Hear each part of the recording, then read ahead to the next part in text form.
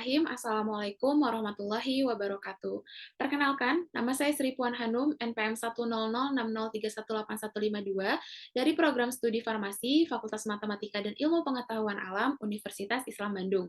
Pada video kali ini, saya akan memaparkan penelitian saya yang berjudul Penelusuran Pustaka Potensi Aktivitas Antibakteri Ekstrak Daun Binahong, Andredera cordifolia tenstennis terhadap bakteri gram negatif penyebab diare pada saluran pencernaan.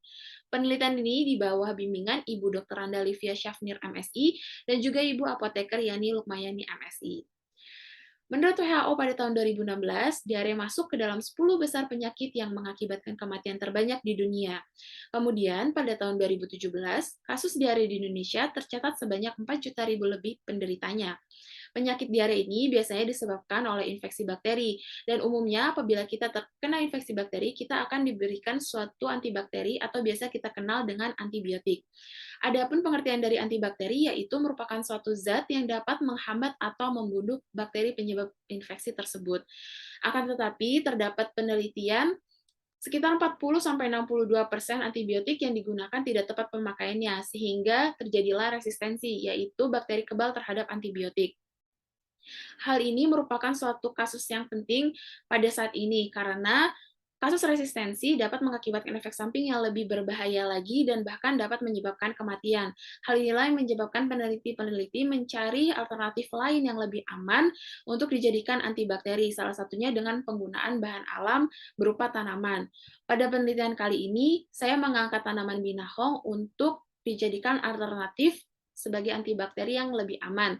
Karena telah terdapat penelitian sebelumnya yang menyatakan bahwa tanaman binahong yang berasal dari famili Basellaceae secara tradisional dapat digunakan untuk mengobati penyakit tipes, mah, dan penyembuhan luka.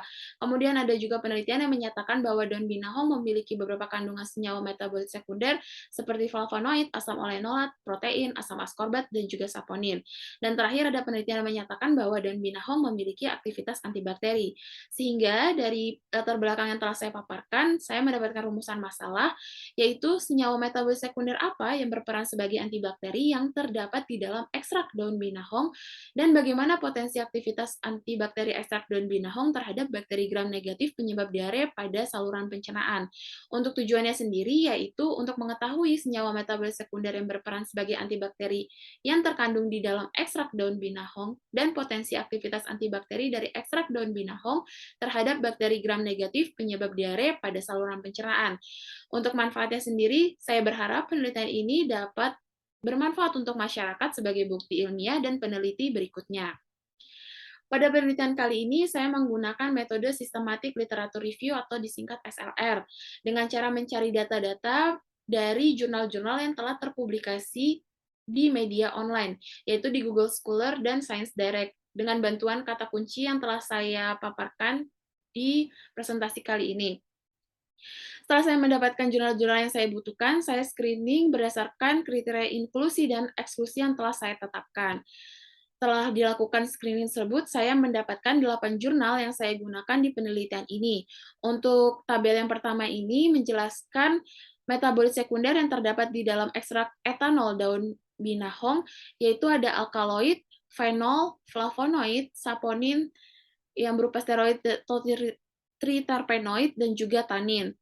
Untuk tabel yang kedua ini merupakan tabel yang memaparkan hal-hal yang dapat mempengaruhi hasil ekstraksi daun binahong tersebut.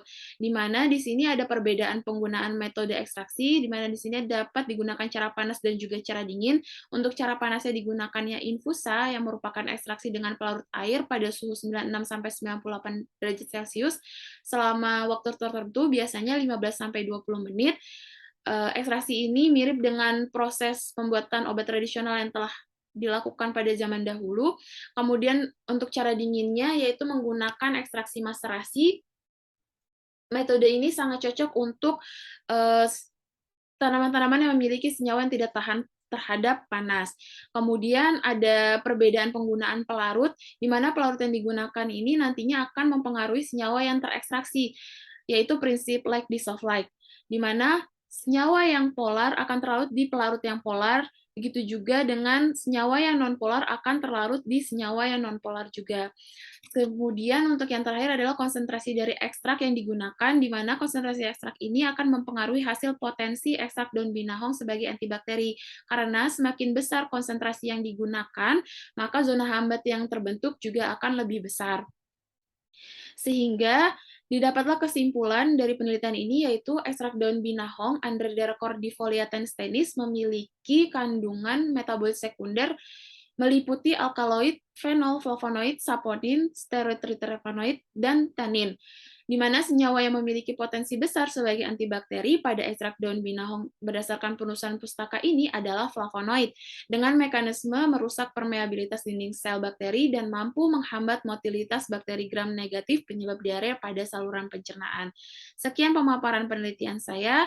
Mohon maaf apabila masih banyak kesalahan. Wassalamualaikum warahmatullahi wabarakatuh.